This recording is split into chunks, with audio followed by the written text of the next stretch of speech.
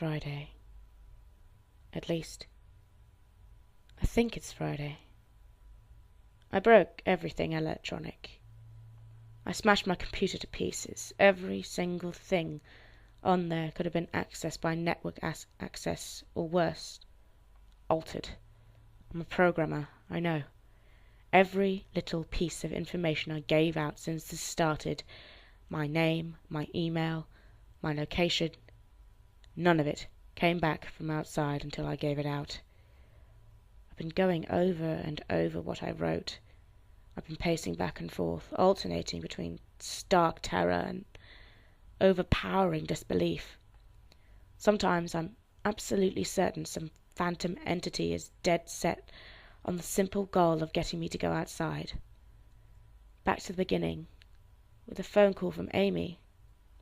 She was effectively asking me to open the door and go outside. I keep running through it in my head. One point of view says I'm acting like a madman, and all of this is just extreme convergence of probability. Never going outside at the right times by pure luck. Never seeing another person by pure chance. Getting a random nonsense email from some computer virus at just the right time. The other point of view says that extreme convergence of probability is the reason that whatever's out there hasn't gotten me already. I keep thinking, I never opened that window on the 3rd floor. I never opened the front door until that incredibly stupid stunt with the hidden camera, after which I ran straight to my room and slammed the door. I haven't opened my own solid door since I flung open the front door of the building. Whatever's out there, if anything's out there, never made an appearance in the building before I opened the front door. Maybe it's the reason it wasn't in the building already was that it was elsewhere, getting everyone else. And then it waited until I betrayed my existence by trying to call Amy. A call that didn't work until it called me and asked me my name. Terror literally overwhelms me every time I try to fit the pieces of this nightmare together. That email, short, cut off. Was it from someone trying to get word out? Some friendly voice desperately trying to warn me before it came? Seen with my own eyes, don't trust them. Exactly what I've been so suspicious of. It could have masterful control of all things electronic, practicing its own insidious deception to trick me into coming outside. Why can't it get in? It knocked on the door. It must have some solid presence, the door. The image of those doors in the upper hallway as guardian monoliths flashes back into my mind every time I trace this path of thoughts. If there is some phantom entity trying to get me to go outside, maybe it can't get through doors.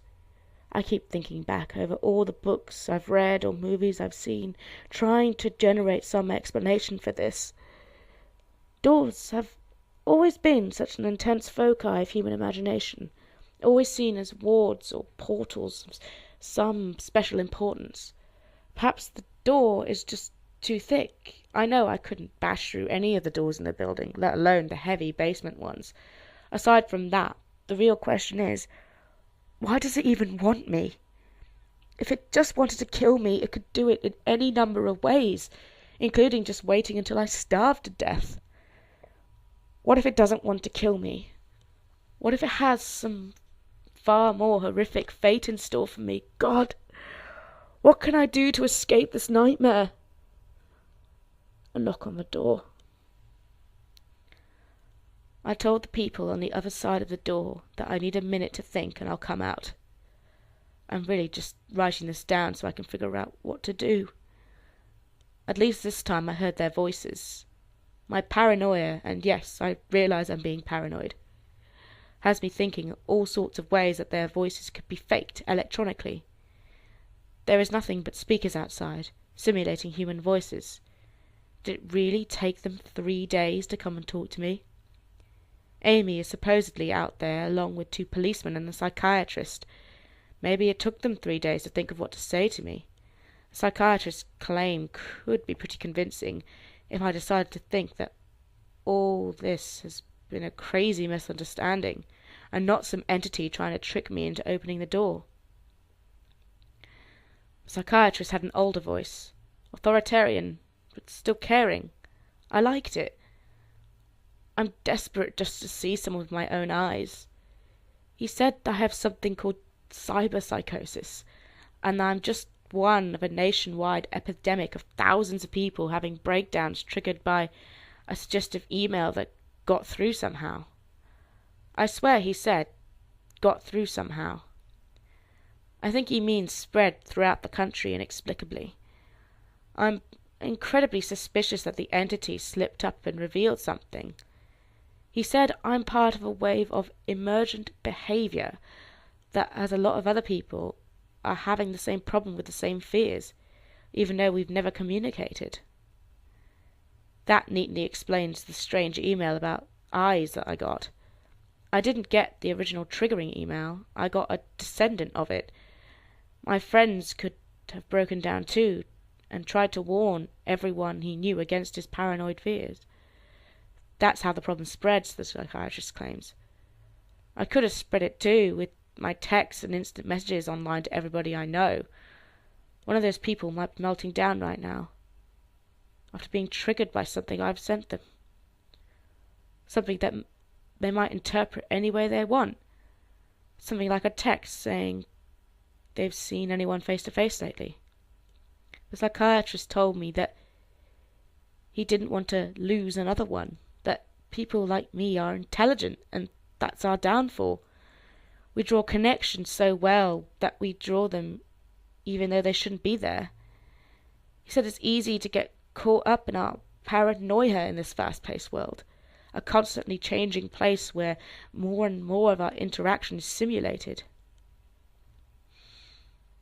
I have to give him one thing. It's a great explanation. It neatly explains everything.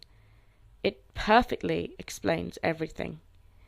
In fact, I have every reason to shake off this nightmarish fear that some thing or consciousness or being out there wants me to open the door so that it can capture me for some horrible fate worse than death. It would be foolish, after hearing that explanation, to stay in here until I starve to death, just to spite the entity that might have got everyone else. It would be foolish to think that, after hearing that explanation, I would be one of the last people left alive on an empty world, hiding in my secure basement room, spiting some unthinkable, deceptive entity just by refusing to be captured. It's a perfect explanation for every single strange thing I've seen or heard, and I have every reason in the world to let all my fears go and open the door. That's exactly why I'm not going to. How can I be sure? How can I know what's real and what's deception? All these damn things with their wires and their signals that originate from some unseen origin, they're not real. I can't be sure. Signals through a camera, faked video, deceptive phone calls, emails, even the television lying broken on the floor. How can I possibly know that it's real? It's just signals, waves, light, the door. It's bashing on the door, trying to get in. What insane mechanical contrivance could it be using to simulate the sound of men attacking the heavy wood so well? At least I'll finally see it with my own eyes. There's nothing left in here for it to deceive me with. I've ripped apart everything else. It can't deceive my eyes, can it? Seen with your own eyes, don't trust them. Wait. Was that desperate message telling me to trust my eyes? Or was it warning me about my eyes too? Oh my God. What's the difference between a camera and my eyes? They both have to turn light into electrical signals. They're the same. I can't be deceived. I have to be sure. I have to be sure.